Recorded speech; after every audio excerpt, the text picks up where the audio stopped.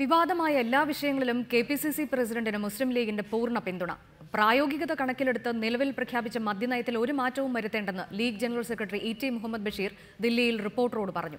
ജനപക്ഷയാത്ര വൻ വിജയമായിരുന്നുവെന്നും UDF ഘടകകക്ഷികൾക്കാർക്കും സുധീരനെക്കുറിച്ച് പരാതിയില്ലെന്നും ഇ.ടി. വ്യക്തമാക്കി.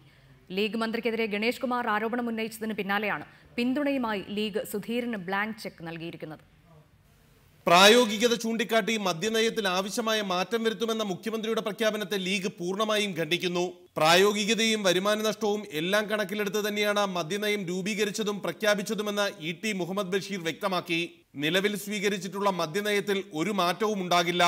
ഇല്ല, അതിൻ്റെ കാര്യം പ്രായോഗികത എല്ലാം കണക്കിലെടുത്തിട്ട് നമുക്കറിയാമായിരുന്നു ഇതൊന്നാലും ഇന്ന പ്രശ്നങ്ങൾ വരും, അതുപോലെ റവന്യൂ വരും, ഇതൊക്കെ അറിഞ്ഞുകൊണ്ട് ഇതെല്ലാം അസസ് ചെയ്തിട്ടതിന് ശേഷമാണ് ഞങ്ങൾ തീരുമാനമെടുത്തത്. ഇനി പ്രായോഗികതൻ്റെ പേരിൽ വേറെ പറയേണ്ട കാര്യമില്ല. ജനപക്ഷയാത്രയുടെ വിജയത്തെക്കുറിച്ച് കോൺഗ്രസിലെ ചില നേതാക്കൾക്കുള്ള സംശയം തെറ്റാണെന്ന് ഇ.ടി. പറഞ്ഞു. വലിയ ചലനമാണ് സംസ്ഥാനത്ത് യാത്രയുണ്ടാക്കിയത്. മദ്യത്തിനെതിരെ സംസാരിച്ചതുകൊണ്ട് യാത്രയിൽ രാഷ്ട്രീയം വിഷയമായില്ലെന്ന് ആക്ഷേപിക്കുന്നത് വാസ്തവവിരുദ്ധമാണ്. ഘടകകക്ഷികൾക്കാർക്കും VM സുധീറിന്റെ പ്രവർത്തനത്തിൽ അതൃപ്തിയോ പരാതിയോ ഇല്ലെന്നും ലീഗ് ജനറൽ സെക്രട്ടറി വ്യക്തമാക്കി. അത് പറഞ്ഞത് ശരിയല്ല. മദ്യവർജനത്തിന് അദ്ദേഹം എംഫസൈസ് കൊടുത്തിട്ടുണ്ട്, ശരിയാണ്.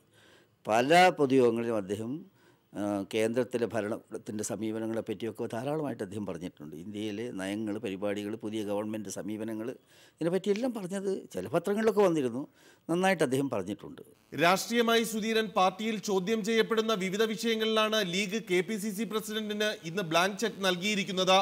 ലീഗിനെ രാഷ്ട്രീയമായി ഒറ്റപ്പെടുത്താനുള്ള ശ്രമം കോൺഗ്രസിലെ ഒരു വിഭാഗവും UDF-ലെ ചിലരും നടത്തുന്നു എന്ന ആക്ഷേപത്തിലെ അതൃപ്തി കൂടി വ്യക്തമാക്കുകയാണ് ലീഗ് ഇതുവഴി. ആർ. രാധാകൃഷ്ണൻ, റിപ്പോർട്ടർ, ദില്ലി.